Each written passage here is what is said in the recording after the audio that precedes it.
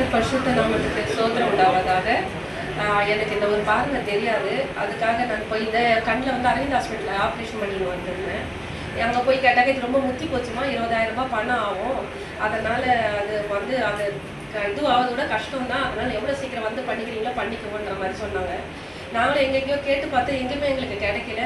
ஆனால் நாங்கள் அதே சமயத்தில் கடன் வாங்குறதா இருந்தாலும் லோன் வாங்குறதாலும் வாங்குறோன்னா அந்த வந்து எனக்கு கண்ணுக்காக யூஸ் ஆகாது, வேற எதுக்கும் ஆகிற மாதிரி இருந்தது. சரி, அப்போ ஆண்டவர்கிட்ட ஒப்பு கொடுத்த, ஆண்டவர் இது உங்களுடைய ஊருப்பாப்பா, நீங்கள் என்ன செய்வீங்களோ எப்படி பண்ணீங்கன்னா பண்ணுங்க. இந்த நான் பாவம், கண்ணுன்றது ஒரு பாவம், ஒரு பார்க்க தான் செய்வோம். அந்த மாதிரி ஏதோ ஒரு பாவம் எதனா பண்ணியிருந்தேன்னா மன்னிச்சிடுங்கப்பா, எனக்கு இந்த கண்ணை வச்சு நீங்கள் இது. ஆனால் நான் பைபிள் படிக்கிறதாகட்டும், சோத்திர பலி ஏறெடுக்க அது செல்வி சிஸ்டருக்கு தேங்க்ஸ் சொல்லணும். அவ்வளோ ஸ்பீடாக படிக்கவும், அது சோத்திர பலி படிக்கும் போது பயமாக இருக்கும், ஐயோ 1000 படிக்கணுமான்னு. அதே மாதிரி அதுலேயே நல்லா கொஞ்சம் படிக்கவும் ஆரம்பிச்சுட்டேன், வசனமும் பார்த்து பார்த்து படிக்கவும் ஆரம்பிச்சுட்டேன். அது மாதிரி வந்து சரி கர்த்தர் நம்மளை வந்து தரையெல்லாம் பண்ணின்னு இருக்காரு. நானும் நினச்சிட்டு இருந்தேன். கிரண் கிட்ட கேட்டேன், பணத்தை கொஞ்சம் ரெடி பண்ணிக்கிறேன், எனக்கு கண்ணு ரொம்ப மகளாயிட்டே இருக்குதுன்னு சொன்னால், நான் என்னம்மா பண்ணுறது, அங்கே கேட்டதெல்லாம் எனக்கு கிடைக்கல, நான் என்ன பண்ணுறதுன்னு சொன்னாங்க. அப்போ அவனுக்கு வந்து வேலைக்கு கர்த்தர் தான் ஆயத்தப்படுத்தி கொடுத்தாரு அந்த வேலையும். இந்த இடத்துல இஎஸ்ஐயில் வந்து உனக்கு ஆயத்தப்படுத்துவாங்கம்மா, அந்த கூட என் பேர் போடவே இல்லை அம்மா, அவன் பேர் மாத்திரம் போட்டுட்டு இது பண்ணிட்டாங்க. எங்கள் அம்மா பேர் போடலேட்டு அதுக்காக ஒரு 6-7 மாதம் அலைஞ்சிட்டு அந்த பேர் வாங்கிட்டு வந்து ஹாஸ்பிட்டலில் போனோம். இஎஸ்ஐக்குன்னா வாமா நான் உன்னை கூட்டிகிட்டு போகிறாங்க, ஆப்ரேஷன் பண்ணுவாங்கண்ணா. வேணாம் கிரண், அங்கே போயிட்டு கண்ணு வேற முத்தி இருக்குன்றாங்க, அதனால வேணாம், எனக்கு பண்ணா இங்கே பண்ணு, இல்லைன்னா இப்படியே விட்டுட்டு பரவாயில்லன்னு சொல்லிட்டு நான் சொன்னேன். நீங்கள் ஒரு வாட்டி வந்து பாருமா அந்த இடத்துல. இல்லைடா வேணாம், அது கவர்மெண்ட் ஹாஸ்பிட்டல், இஎஸ்ஐன்றது ஒரு எனக்கு அது எப்படி இருக்கும்னு தெரியாது, அது கவர்மெண்ட் ஹாஸ்பிட்டலில் நான் வரமாட்டேன் போடான்னு சொன்னேன். சரி எனக்காக வா, நான் எனக்கும் ஒன்றும் தெரியாது அந்த ஹாஸ்பிட்டல், நான் இன்னும் வரைக்கும் பார்க்கல, நான் ஏதோ கூட்டிகிட்டு போகிறேன் அந்த இடத்துல நல்லதாக இருந்தாலும் நீங்கள் ஆண்டவர் நம்பர் இல்லை, நீ வாமான்னு சொல்லிட்டு நான் போகணும். நாங்கள் ஆண்டவர்கிட்ட எந்த செய்தாலும் ஆண்டவர் வார்த்தை கேட்காம போக மாட்டேன். அதே மாதிரி வெள்ளிக்கிழமை ஆண்டவர் வார்த்தை கேட்டால் ஆண்டவர் கூட நான் வரேன்னு சொன்னார். அதே மாதிரி நாங்கள் ஹாஸ்பிட்டலுக்கு போனோம். அந்த இடத்துல போனோன்னே அந்த டாக்டர் அம்மா எவ்வளோ இதுவாக பண்ணிட்டோமா, உனக்கு செவ்வாய்க்கிழமை ஆப்ரேஷன்மான்றாங்க. ஒன்றுமே செக் பண்ணல, ஒன்றுமே பண்ணல. எனக்கு ஒரு பக்கம் பயம், கண்ணு வேற இதுவாக இருக்குது, அதை மாதிரி இவங்க எப்படி ஒத்துக்கிறாங்க சொல்கிறதுக்கு. அதுக்கப்புறம் எல்லா செக்கப் எல்லாம் பண்ணிட்டாங்க, இது அதெல்லாம் பண்ணிட்டு ஃபிட்ஸு இருக்குது, எனக்கு அந்த ஃபிட்ஸுக்கு மாத்திரம் கொஞ்சம் இது பண்ணணும். அப்புறம் மயக்க டாக்டர்கிட்ட போனால் அந்த மயக்க டாக்டர் சொல்கிறாரு, அம்மா உங்களுக்கு ஃபிட்ஸ் இருக்குது, அந்த ஆப்ரேஷன் டைமில் உங்களுக்கு ஃபிட்ஸ் வந்துச்சுன்னா ஐசூவில் வைக்கிற மாதிரி இருக்கும் அந்த அம்மா சொன்னாங்க. எனக்கு உடனே அப்புறம் அதான் ஞாபகம் பண்ணாரு, எங்கே ஐசூவில் வச்சுட்டேன் ஆண்டவர், என் பையனுக்கு யாரும் இல்லையப்பா. நான் அந்த நிமிஷம் ரொம்ப பயந்தேன். ஐசூவில் வச்சுட்டாங்க, அந்த பையனுக்கு பார்த்து காலையிலே இன்னும் எப்படி ஆகுமோ, என்னம்மா டைராய்டு வேலை இருக்குன்றாங்களேன்ட்டு நான் ரொம்ப பயந்துட்டேன். டாக்டர் கிட்ட போய் காமிச்சேன். டாக்டர் மாதிரி தான் சொல்கிறாங்க, அம்மா அதெல்லாம் லேசானதுமா, இதுக்கு போய் அம்மா நீ பயப்படுற, அதெல்லாம் ஒன்றுமே இல்லை, உங்களுக்கு எல்லாம் சாங்க்ஷன். அங்கே ஒரு வேலை செய்கிற அந்த அம்மா சொல்கிறாங்க, அம்மா நீ ஆண்டவருக்குள்ள தானம்மா, நான் ஏம்மா நீ இப்படி பயந்துட்டு இருக்கிற, நீ பயப்படாத, நீ முழங்காலிட்டு ஜெபம் பண்ணு, ஆண்டவர் உனக்கு எல்லாமே நேர்த்தியாக பண்ணுவாருன்னு சொன்னாங்க. போனோடனே சரி நீங்கள் போயிட்டு கேட்குறோம், சார் எவ்வளோ சார் ஆகும் ஆப்ரேஷன், எவ்வளோ சார், நான் 1 ரூபா செலவு இல்லைம்மா, உனக்கு நான் ஃப்ரீயாக தான் பண்ணுறோம், அவனுக்கு அவங்களுக்கு 40,000 ரூபாய் லென்ஸு. ஆனால் பணம் கொடுத்த இடத்துல எனக்கு அவ்வளோ லென்ஸ் வைக்கல, 17,000 லென்ஸ் தான் வச்சாங்க. ஆண்டவர் எவ்வளோ உண்மை உள்ளவர், எந்த ஏழையை கூட அவர் கண் நோக்கி பார்த்துருக்கிறேன். நேற்று தினத்தில் நைட்டு ப்ரேயரில் அம்மா வருவாங்க, நான் ரொம்ப எதிர்பார்த்துட்டு இருந்தேன். சரி இதோட ஆண்டவர் வார்த்தை எப்போ கேட்க போகிறோமானா, நைட்டுக்கு சனிக்கிழமை ஆகாரம் செய்வாங்களே, எதிர்பார்க்க முடியுமோ முடியாதோன்னிட்டு ஒரு பக்கம் கால் வழி இருந்தாலும் ஆண்டவரே உங்கள் வார்த்தை இது ஒரு வாட்டி, அப்புறமா இன்னொரு வாரம் 10 நாளைக்கு சர்ச்சுக்கு வர முடியுமோ, கேட்க முடியாது, ஃபோன் கேட்க முடியாது, ஆண்டவரே ஒரு வார்த்தை உங்கள் வார்த்தை நான் கேட்கணும்ப்பா, ஊழியக்காரங்க எப்படினாச்சும் வரவைங்கப்பான்னு சொல்லி நான் ஜபம் பண்ணிட்டே இருந்தேன். அந்த நேரத்தில் ஊழியக்காரங்களுடைய குரல் கேட்டோன்னே ஆண்டவர் கூட என்ன நினைச்சிட்டு இருக்கிறாரு. அப்புறம் ஆண்டவர் வந்து பேசினா, நான் சிலருக்கு தான் பேசுனேன்ப்பா, எனக்காக கொஞ்சம் பேசுங்கப்பா, இதோட வார்த்தை நாங்கள் எப்போ கேட்க போறோமோன்னு. அதே மாதிரி ஆண்டவர் எனக்காகவும் பேசினாரு. இவ்வளோ ஒவ்வொரு நிமிஷமும் இருந்துட்டு தான் நினைக்கிறேன், நான் மனுஷங்கிட்ட யாருக்கிட்டே சொல்லலை, ஆனாலும் ஆண்டவர் எல்லாமே நல்லபடியாக ஆயத்தப்படுத்தி இருக்கிறாரு. செவ்வாய்க்கிழமை எனக்கு ஆப்ரேஷனை நீங்கள் எல்லாம் கொஞ்சம் ஜபத்தில் வச்சுக்கோங்க. எனக்கு ரொம்ப பயம், அதுதான், வேற ஒன்றும் இல்லை. ஹார்ட் பீட் கூட ரொம்ப கொஞ்சம் இதுவாக இருக்குதுன்னு டாக்டர் சொல்லியிருக்கிறாங்க. இந்த 2-3 பிரச்சனை இருக்கிறதுனால கொஞ்சம் ஜாக்கிரதை தான் இது ட்ரீட்மெண்ட் ஆப்ரேஷன் பண்ணணுன்ற மாதிரி சொல்லியிருக்கிறார் அந்த மயக்க டாக்டர். அதனால உங்க எல்லாரும், நான் உங்களை ஏதாவது கோச்சிருந்தேன்னா மன்னிச்சுக்கோங்க. இந்த தனி ஜபத்துல எனக்காக ஜபத்துல வச்சு எனக்காக இது பண்ணுங்க. இந்த சாட்சி கர்த்தருக்கே மகிமை பண்ணுங்க.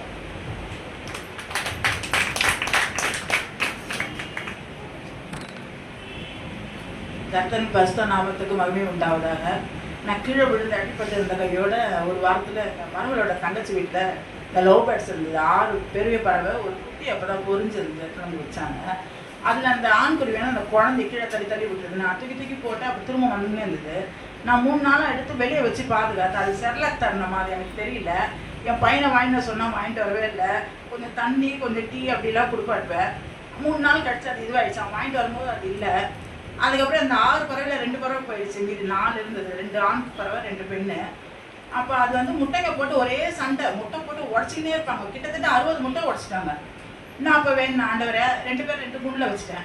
இவங்க ஒரு குட்டி அவங்க ஒரு குட்டி போட்டு நான் சபைக்கு தரேன் ஆண்டவரை, நீங்கள் பழகி பிறகு பண்ணுங்க மிருக ஜீவன்களை அப்படின்னு நான் ஜோம் பண்ணேன். பண்ணோன்னா ஒரே ஒரு குஞ்சு மட்டும் பொறிச்சு அழகாக வளர்ந்தது. அது வந்து கொஞ்சம் கதவு திறந்து வச்சுருந்தேன். லேசாக அது வெளியே பறந்து போயிடுச்சு. நான் வந்து ரோடெல்லாம் தேடினேன். சந்துக்குள்ளே எங்கள் கூட எல்லோரும் தேடினாங்க. அப்போ என் பையனை மறுநாள் நைட்டு சர்ச்சுக்கு போயிருந்தாங்க. சாயங்காலம் காலையில் போல் அவங்க வந்தாங்க. இந்த மாதிரி பறவை காண போயிடுச்சுமா பறந்துன்னு. அவங்க எப்படி நீ பயப்படாதம்மா சர்ச்சுக்கு போயிட்டு வாங்க அப்படின்னாங்க. ஏன்னா ஆண்டவருக்கு வேண்டது எனக்கு ரொம்ப கவலையாக இருந்தது. ஐயோ உங்களுக்கு வேண்டதாச்சு ஆண்டவரே எங்கே போயிடுச்சோன்னு. அதுக்கப்புறம் நான் திரும்ப வேண்டிக்கினே இருந்தேன். இந்த பறவை வந்து ஒரு 5 முட்டை வச்சுருந்தது. 2 பேரும் தனித்தனியாக நான் வந்தேன் ஊழியக்காரன் பண்ணிட்டேன்.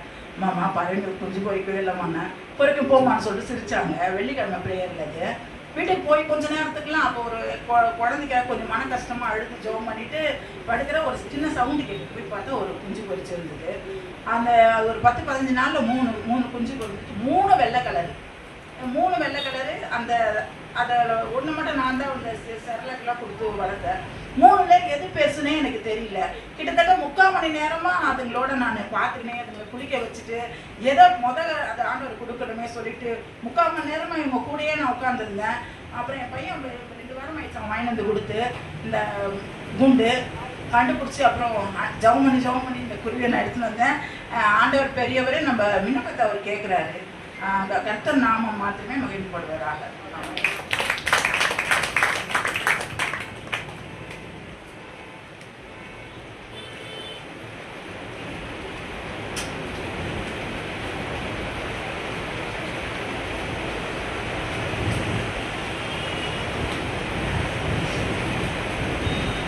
கர்த்தருடைய பரிசுத்த நாமத்துக்கு மகிமை உண்டாவாக.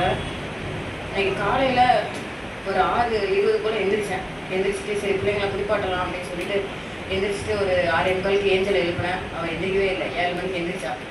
அப்புறம் கிச்சனில் போய் நிற்கிறேன். அப்படியே தொடரெல்லாம் அப்படியே நெறி கட்டிக்கிட்டு அப்படியே நிற்கிது. அப்போ என்ன நினச்சேன், சரி நேரத்தை ஆண்டு வந்து கூடாரத்தில் பாதுகாப்பு வச்சுருக்கேன் அப்படின்னு சொன்னார்ல, அதனால் எதுவும் செய்யாது அப்படின்னு சொல்கிறேன். நேரம் ஆக கால் நடக்கவே முடியல. இன்னும் கஷ்டப்பட்டு ஏஞ்சல் எல்லாமே நான் குளிப்பாட்டிட்டு க்ளோரியை குளிப்பாட்டலான்னு பார்த்தா அப்படியே போய் படுத்துட்டேன் 8 மணிக்கு. ஆனால் ஊழியக்காரமாக ஃபோன் பண்ணேன், எடுக்கல. ஏன்னா அவங்க சமையல் பண்ணிகிட்டு இருப்பாங்க அப்படின்னு சொல்லிட்டு ஃபோன் பண்ண சொன்னேன். பிள்ளைங்களெல்லாம் ஃபோன் பண்ண சொன்னேன், எடுக்கல. அப்புறம் கெட்சியாளுக்கு ஃபோன் பண்ணிட்டேன், அவங்களும் எடுக்கல. அப்புறம் பிரகாஷ் பிரதருக்கு ஃபோன் போட்டு எனக்கு அப்படியே நடக்க முடியல, தொடலாம் வலிக்குது அப்படின்னு சொன்னோன்னே ஆண்டு அந்த கட்டெல்லாம் உடச்சி எனக்கு ஆலயத்துக்கு நீ வந்துரு அப்படின்னு சொன்னார். உடனே சரி எப்படியாவது கஷ்டப்பட்டு வந்துடலாம் அப்படின்னு சொல்லிட்டு 8 மணிலேருந்து 9:20 வரைக்கும் படுத்தே தான் நான் எந்திரிக்கவே முடியல. இவங்க கேட்குறாங்க போயிடலாமா அப்படிங்கிறாங்க. இல்லை போயிடலாம் அப்படின்னு சொல்கிறேன். 8 மணிக்கு அப்படியே ஒரு குளிர் ஜுரம் அப்படியே சொல்கிற போட்டப்புறம் தான் எனக்கு அந்த இது சரியாயிடுச்சு. அப்படி இங்கே ஜோம் பண்ணி விட்டாங்க. அப்புறம் கொஞ்சம் சரி ஒரு 1/2 மணி நேரம் கழிச்சு நீங்கள் பரப்புவாங்க அப்படின்னாங்க. அப்புறம் வந்து ஈஸ்வரன் அன்னைக்கு ஃபோன் போட்டு 10 மணிக்கு வந்து நில்லுங்க அப்படின்னேன். அப்புறம் 10 மணிக்கு அப்படி வந்து க்ளோரி அவளே குளிச்சிட்டா. அப்புறம் நான் வந்து ட்ரெஸ்ஸிங்லாம் பண்ணணுமே அப்படின்னு சொல்லிட்டு கடற்கரை ட்ரெஸ்ஸிங் பண்ணிவிட்டு வீட்டை விட்டு ஒரு 9:45 நான் கிளம்பி வந்துட்டேன் வெளியே. அப்போ அந்த பிள்ளைங்கிட்ட சொன்னேன், எப்போ டெய்லி இந்த பிள்ளைங்க தலையில் கை வச்சு ஜோம் பண்ணுவேன். ஆனால் இன்றைக்கி எனக்கு முடியவே இல்லை. ஆனால் நீங்கள் 3 பேர் கைக்கு வந்து ஜோம் பண்ணுங்க, கண்டிப்பாக பேர் நம்ம வந்து ஆண்டு வந்து ஆலயத்துக்கு நம்ம கொண்டு போயிடணும் அப்படின்னு சொல்லிட்டு ஜோம் பண்ணுங்க அப்படின்னு அந்த பிள்ளைங்க ஜோம் பண்ணிவிட்டு வெளியே போயிட்டாங்க. ஆனால் இது ஏஞ்சல தான் கதவு மூட சொன்னேன். எனக்கு நிற்க முடியல. ஏன்னா அந்த தொடை வலியிலிருந்து நேராக கீழே இறங்கிடுச்சு வலி. ஆண்டு ஜோம் பண்ணி விட்டதும் அந்த தொடைகளில் வலி நேராக கீழே இறங்கிச்சு. கீழே காலை ஊனவே முடியல. இருந்தாலும் கஷ்டப்பட்டு எனக்கு பின்னால் ஏஞ்சல் வந்தா அப்படி மெல்லமாக இறங்கி வந்துட்டேன். வீட்டை விட்டு வெளியே வரேன். அப்படியே ஒரு மூச்சு வாங்க ஆரம்பிச்சிருச்சு. அப்படியே வாயை மூடவே முடியல. அப்படியே வந்துக்கிட்டே இருக்கிறேன். ஆனால் அன்னைக்கு நான் அப்போதான் வளர்ந்தேன். என் கணவர் எவ்வளோ கஷ்டப்பட்டிருப்பாரு. எத்தனையும் மூச்சு வாங்குற மகள், எத்தனையும் மூச்சு வாங்குற முடியுமா? ஆனால் இன்னைக்கு நான் அதை வளர்ந்தேன். மூச்சு வாங்குறது எவ்வளோ கஷ்டம் அப்படின்னு. ஆனால் அப்புறம் கஷ்டப்பட்டு நான் காரில் ஏறி உட்காந்துட்டேன். உட்காந்தா என்னால் முடியவே இல்லை. அப்புறம் அந்த பிள்ளைங்கிட்ட சொன்ன 3 ஸ்தோத்திரம் சொல்ல ஆரம்பிக்க எனக்கு முடியல. ஏசி எல்லாம் ஆஃப் பண்ணுங்க, எனக்கு முடியல அப்படின்னேன். அதுலேயும் 9-10 மணிக்கு எஸ்தரணி காரில் ஏறினாங்க. சொன்னேன் சோதனை அப்படி சொல்ல ஆரம்பிங்க, எஸ்தரணி எனக்கு முடியல, மூச்சுலாம் வாங்குது அப்படின்னு சொல்லிட்டு ஏஞ்சல்கிட்ட டக்குன்னு நீ ஆண்டிக்கு ஃபோனை போடு, எனக்கு காரில் உட்கார முடியல, மூச்சு அப்படியே வாங்குது, வாயினால ஆன் அப்படியே வந்துக்கிட்டு இருக்கேன். அப்படிங்க கூலிக்காரமா அப்படியே ஜோம் பண்ணாங்க. ஒரு 10 நிமிஷம், ஒரு 5-10 நிமிஷம் எனக்கு வந்து ஜோம் பண்ணிக்கிட்டே இருக்கிறாங்க. பக்கத்தில் ஹாஸ்பிட்டலுக்கு போங்க அப்படிங்கிறாங்க. எனக்கு ஹாஸ்பிட்டல்னாலே பயம், ஏன்னா யாருக்கும் நிறைய ஹாஸ்பிட்டலுக்கு போயிட்டு வந்திருக்கோன்னு சொல்லிட்டு பயம். அதனால இவங்க வந்து ஆண்டவர் எனக்கு விடுதலை தாங்க அப்படின்னு சொல்லிட்டு கத்தி கதறி காரில் எனக்கு விடுதலை தாங்க அப்படின்னு. அப்படி இவங்க ஒரு 10 நிமிஷம் போல எனக்கு ஜோம் பண்ணிக்கிட்டே இருக்காங்க. பயப்படாதீங்க அப்படின்னாங்க. எனக்கு அப்படியே வாய் திறந்துக்கிட்டே வரேன், ஜன்னலெல்லாம் திறந்தாச்சு, எனக்கு முடியவே இல்லை. எனக்கு அப்படி ஒரு அந்த மரண பயம், இந்த கடைசி நிமிஷத்தில் சாவாங்கல, மூச்சு வாங்கி சாகுறது, அந்த இது வந்துச்சு எனக்கு. அப்புறம் அவங்க பயப்படாதீங்க அப்படிங்கிறாங்க. எனக்கு முடியவே இல்லை. அதுக்கப்புறம் நான் தொண்டையில் கையை வச்சுட்டேன். ஆண்டவர் எனக்கு சுகம் தாங்க, எனக்கு விடுதலை தாங்க அப்படின்னு சொல்லிட்டு இருந்தீங்க. ஒரு பக்கம் சோத்தை அப்படி சொல்லிக்கிட்டே இருக்காங்க. எனக்கு முடியவே இல்லை. ஆனால் அப்புறம் கொஞ்ச நேரத்தில் நேரம் ஆகாது, அந்த காரம் பக்கமாக அது ஒரு இடம் வந்துச்சு. வரவும் அப்படியே இந்த மூச்சு வாங்குறது எல்லாம் ஸ்டாப் ஆகிட்டு. ஆனால் அந்த கால் வீங்கிடுச்சு, கால் வலி, பயங்கரமான வலி. இருந்தாலும் ஆண்டவர் வந்து என்னை வந்து கூட்டி சேர்த்துட்டார். இன்னைக்கு வந்து அழைத்து வந்திருக்கு ரொம்ப பெரிய விருப்ப தயவு இறக்கம் தான். இன்னைக்கு நான் ஜீவனோடு இருக்கணும்னா இன்னைக்கு ஒரு 8:30 போல ஆலயத்துக்கு போக முடியாதா அப்படின்னு யோசிச்சுட்டே இருந்தேன். ஒரு ஃபோன் வேறு எடுக்கல. என்னடா இது, சமையல் பண்ணிட்டு இருப்பாங்கன்னு எனக்கு தெரியும். இருந்தாலும் எனக்கு ஒரு இது, ஆனால் சரி பிரகாஷ் பிரதர் எப்படி கண்டிப்பாக இருப்பாங்க, இந்த பிளேட் நீ ஃபோனை போட்டு அப்படின்னு சொல்லிட்டு அப்புறம் உண்மையிலே ஆண்டு இன்னைக்கு வந்து எனக்கு சொத்தை கொடுத்துட்டு மூச்சு வாங்குறது எவ்வளோ ஒரு பாடுங்கிறது இன்னைக்கு தான் உணர்ந்து எவ்வளோ கஷ்டப்பட்டுருங்க. ஆனால் வந்து இது எனக்கு ஒரு புது அனுபவம். ஆனால் உண்மையிலே இன்னைக்கு நீங்கள் ஆண்டு நாளைக்கு கொண்டு வந்துட்டாரு. நடக்கவே முடியல, கால் அப்படியே எரியுது. ஆனாலும் அப்படியே மேலே படிக்கட்டில் ஏற முடியுமான்னு கேட்டாங்க. எஸ்பெஷலி ஏறிடுவேன், என்னால ஆண்டு கூட்டம் வந்துடுவான்னு சொல்லிட்டு இன்னைக்கு ஆண்டு எனக்கு கூட்டம் வந்துட்டாரு. உண்மையில ஆண்டு தான் இந்த சாட்சிக்கு மைமே கூட வராது. அவங்க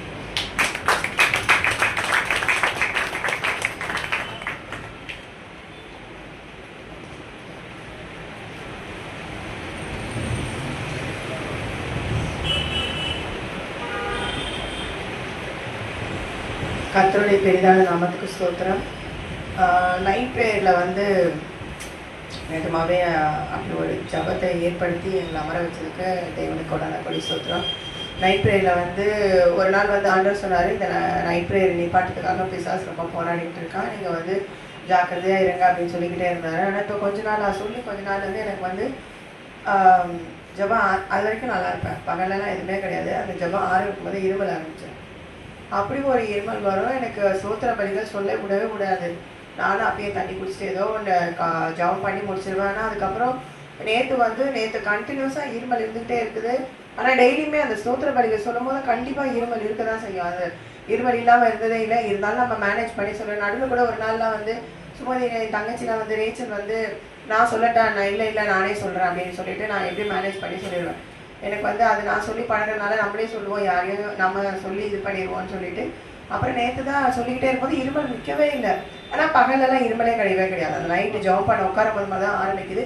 இருந்தாலும் ஆண்டவர் வந்து எனக்கு சூடாக தண்ணி குடிச்சிட்டு ஜபம் பண்ணிட்டு உட்கார சொல்லியிருக்காரு. நான் சுடு தண்ணி போட்டு தான் டெய்லி நைட்டு இரவில் ஏசப்பரத்தை போட்டு குடிச்சிட்டு தான் உட்காருவேன். அப்படியுமே வந்து அப்படி ஒரு பிசாசுடைய போராட்டம். அதுக்கப்புறம் வந்து நேற்று ஞாபகம் வந்துச்சு, ஆண்டவர் வந்து ஒரு நாள் சொன்னார், உனக்கு எங்கே வலி இருந்தாலும் நீ உன் வலது கையை வச்சு ஜபம் பண்ணு, உடனே சுகமாகும், அந்த குணமாக்கு வெள்ளமே நான் உனக்கு கொடுக்குறேன் அப்படின்னு சொல்லித்தாரு. அது நல்ல ஞாபகம் வந்ததுன்னா டக்குன்னு தொண்டையில் கையை வச்சு இரும்பில் உண்டாக்குற சாத்தான் இருக்கிறீங்களே ஏசு நாமத்தாலே விரட்டுக்கிறேன்னு சொல்லி ஜபம் பண்ணி முடிச்சிருக்கேன். அதுக்கப்புறம் இருமலே இல்லை. ப்ரேயர் முடிக்கிற வரைக்கும் கூட எனக்கு இருமலே இல்லவே இல்லை. எனக்கு பயங்கர ஷாக்கு. நான் கொஞ்ச நேரம் அப்படியே யோசிக்கிறேன், எனக்கு நிஜமாலுமே அப்படி ஒரு நான் அந்த மாதிரி நான் உணரவே இல்லை. அந்த வச்சு ஜபம் பண்ணி அடுத்த செகண்ட்லேருந்து ஒரு செகண்ட் கூட நான் இருமவே இல்லை. எல்லாருக்குமே நான் அந்த ப்ரேயர் முடிஞ்சோன்னு கூட சாட்சி சொன்னேன்.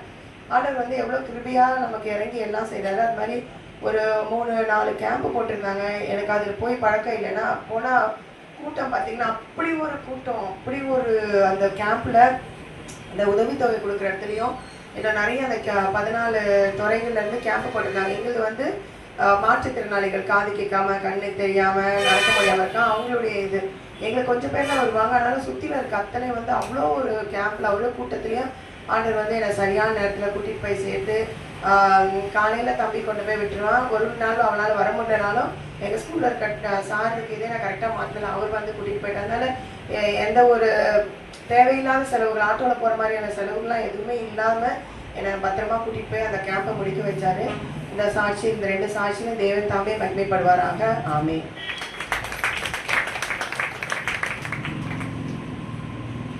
இயேசுவின் பரிசுநாமத்துக்கு ஸ்தோத்திரம். எனக்கு தமிழ் ரொம்பவே வீக்குன்னா, எங்கள் ஸ்கூலில் வந்து இங்கிலீஷ் லிட்ரஸி தமிழ் லிட்ரஸின்னு வைப்பாங்க. தமிழ் லிட்ரஸிக்கு வந்து நிறைய பேர்லாம் கொடுத்துருந்தோம். மிஸ்ஸு வந்து நல்லா படிக்கிறவங்களை எடுக்காமல் என்னை எடுத்துட்டாங்க. எனக்கு ரொம்பவே பயம், என்னடா என்னை எடுத்துட்டாங்களே, என்ன சொல்ல போகிறோன்னு. அதுக்கப்புறம் வந்து எனக்கு ஒரு தலைப்பு கொடுத்தாங்க, அதை பற்றி எங்கள் அம்மா கிட்ட சொன்னேன். எங்கள் அம்மா எனக்கு சொல்லி தந்தாங்க. அதுக்கப்புறம் அந்த நாள் நான் ரொம்ப பயந்துகிட்டே இருந்தேன். ஆனால் வந்து ஏசப்பா வந்து மற்றவங்களோட என்னை வந்து திக்காமல் சொல்ல வச்சதுக்கு கோடான கோடி சொல்றேன்.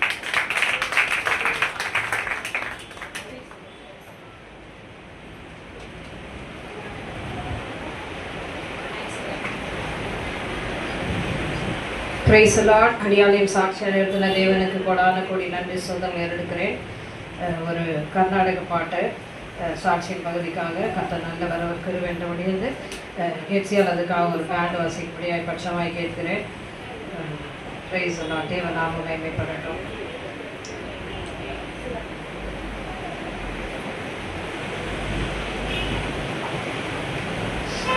தீங்குகள் வரும்போது தேவனை நினைத்திடு, பாடுகள் வரும்போது பரமனை பாடிடு.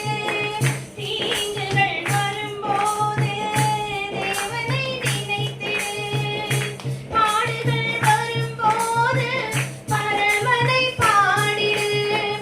கண்ணீர் வரும்போது தசனி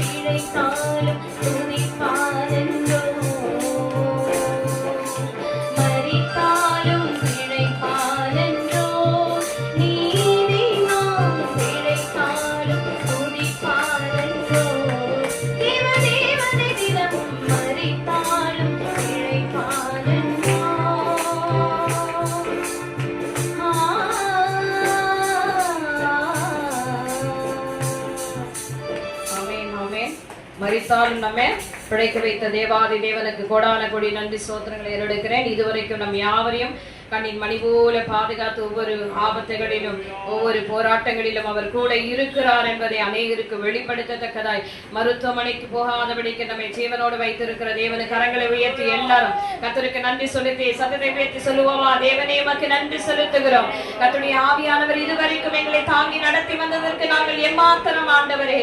எங்கள் ஜீவனை பாதுகாத்து கொண்டு வந்த தேவாதி தேவனுக்கு கோடான கோடி நன்றி ஸ்தோத்திரங்களை ஏறெடுக்கிறேன் ஐயா. எல்லா சாட்சிகளுக்குரிய மகிமை பாத்திரரே நீர் மகிமைப்படுங்க. நீர் இந்த மகிமையை எடுத்துக்கொள்ளுங்கப்பா. பிள்ளைகள் சொன்ன சாட்சியிலே உம்முடைய நாமம் மகிமைப்படட்டும் தகப்பனே. கர்த்தர் தம்முடைய வல்லமையை இன்னும் பிள்ளைகளின் மூலமாய் விளங்க பண்ணுவீராக ஆண்டவரே. ஆபத்து காலத்தில் என்னை நோக்கி கூப்பிடு, நான் உன்னை விடுவிப்பேன், நீ என்னை மகிமைப்படுத்துவாய் என்ற வார்த்தைபடிக்கு வாக்கு மாறாத எங்கள் ஆபிரகாமின் தேவன் தொடர்ந்து வருகிற நாட்களிலும் எங்களை வழி நடத்துவீராக தகப்பனே. தொடர்ந்து பெரிய காரியங்களை செய்யுங்கப்பா. நசரேயனாகிய இயேசு கிறிஸ்துவின் உயிர்த்தெழுந்த நாமத்திலே ஜெபிக்கிறோம் எங்கள் ஜீவனுள்ள நல்ல பிதாவே.